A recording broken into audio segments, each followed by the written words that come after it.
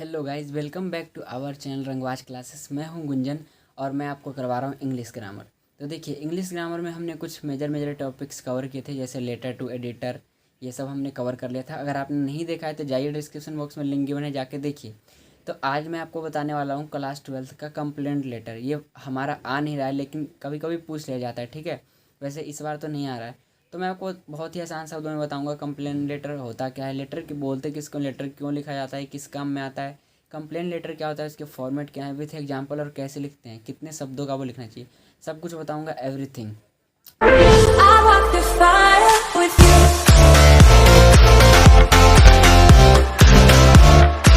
तो आइए शुरू करते हैं।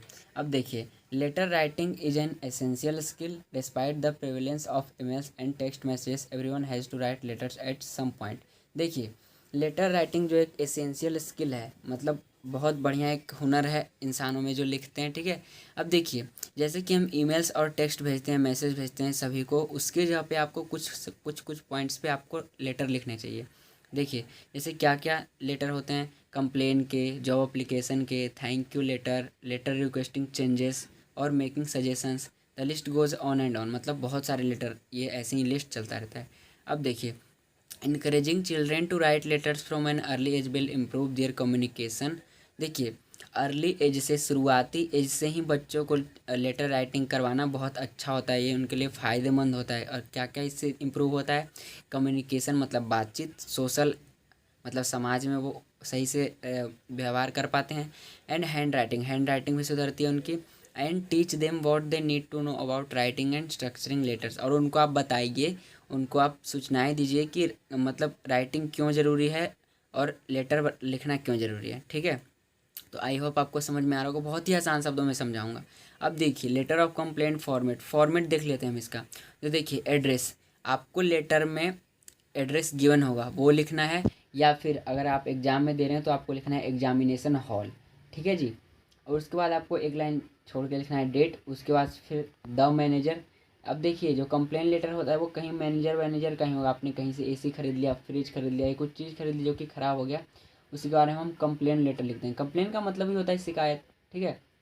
फिर द मैनेजर के बाद आपको उसके नीचे ही लिखना है बिना लाइन छोड़े, नेम ऑफ द कंपनी या फिर एजेंसी। उसके बाद से एड्रेस लिखना है अपना, जहाँ से आप भेज रहे हैं। उसके बाद से एक लाइन छोड़ के डियर सर या मैम, फिर एक लाइन छोड़ के सब्जेक्ट।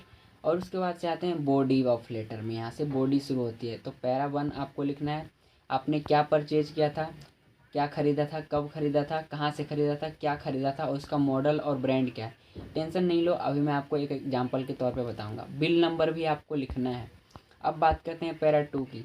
तो टेक्निकल कंप्लेंट्स एटलीस्ट 3 पॉइंट, कम से कम आपको 3 पॉइंट लिखना है, जो कि उस चीज़ में टेक्निकल इशू है। टेक्निकल इशू मतलब समझे, चीज़ कि वो ख़राब कैसे हुई है, इसमें क्या खराबी आई हुई है। फिर पैरा 3 सिंस द, ये सब लिखना है कि आपने मतलब वारंटी के अंदर था, so kindly replace with in days, मतलब इतने दिन में आपने प्लीज़ इसे रिप्लेस कर दे जहाँ पे लिखा हुआ था। Following which I will be force to move the consumer court, मतलब आप अगर आप नहीं करते हैं तो मैं आपको कोर्ट तक घसीटूंगी, मतलब कोर्ट तक ले जाऊंगी, ठीक है। ये लिखना है। फिर लास्ट में आपको लिख देना है योर्स फेथफुली और नेम। नेम वही लिखना जो लेटर में दिया रहेगा, अगर नेम लेटर में नहीं दिया है तो आपको XYZ लिखना है, ध्यान रखना। अब आइए एक एग्जाम्पल देख लेते हैं।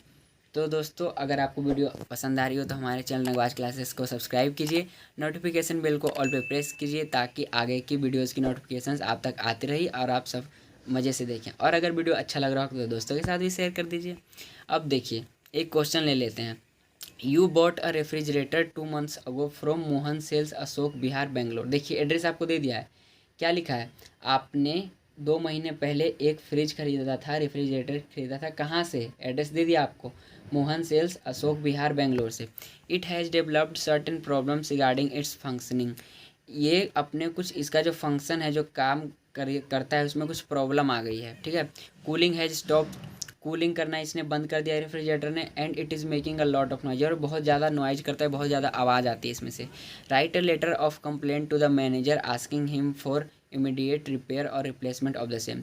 एक कंप्लेंट लेटर लिखिए किसको, मैनेजर की, और उसको उसको बोलिए कि जल्दी से जल्दी ये वो इस फ्रिज को रिपेयर करे या फिर इसको रिप्लेस करे और दूसरा फ्रिज दे, सेम ही।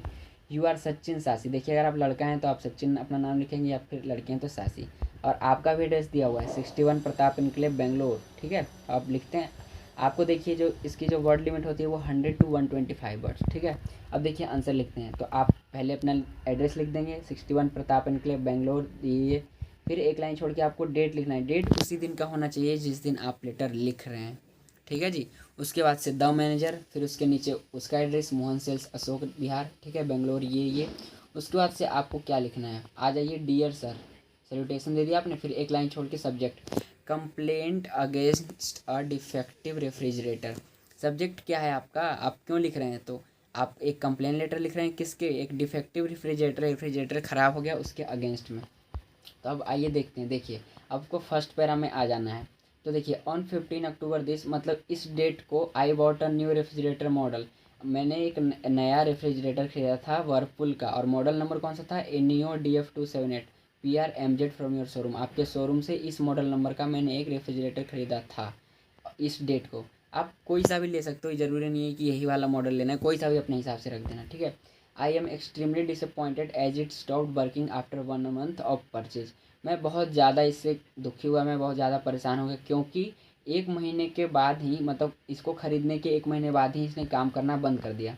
अब आते हैं सेकंड पैरा में। I would like the problem to be solve between us. ये जो प्रॉब्लम है वो मैं चाहती हूँ कि हमारे तक ही सीमित रहे और सॉल्व हो जाए, हमारे और आपके बीच में। However if the matter is not resolve, लेकिन अगर ये मैटर सॉल्व नहीं होता है तो I will have to move the consumer court, तो मुझे आपके जो कंज्यूमर कोर्ट जाना पड़ेगा और वहाँ पे कंप्लेंट लिखवानी पड़ेगी। Looking forward to hearing from you, मतलब आपका मैसेज आने तक मैं वेट करूँगी, ठीक है। फिर आपको सबसे नीचे क्या लिख देना है, योर्स फेथफुली सचिन, और अगर आप लड़की हैं तो सासी, ठीक है।